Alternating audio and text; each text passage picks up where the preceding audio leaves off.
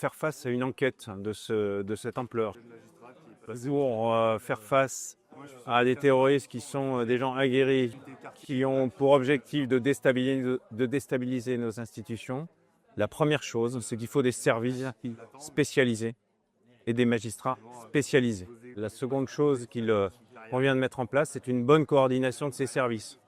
Et lorsque nous avons été saisis des attentats du 13 novembre, c'est un peu ce que j'explique dans mon livre, le parquet de Paris nous a désignés comme service coordonnateur. C'est-à-dire que c'était à nous que revenait la charge de coordonner l'enquête dans son intégralité et de coordonner l'activité de tous les services judiciaires qui étaient amenés à travailler sur cette enquête. Et pour ça, il faut connaître leurs forces, leurs qualités, et puis il faut connaître les gens.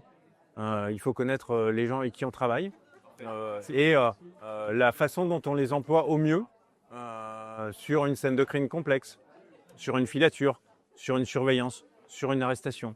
Et la troisième chose, c'est la centralisation. La lutte antiterroriste doit être une lutte centralisée qui doit revenir à des services, encore une fois, à compétence nationale, des services spécialisés, des magistrats spécialisés. C'est le système qui existe en France. Je pense que c'est un système qui a fait ses preuves.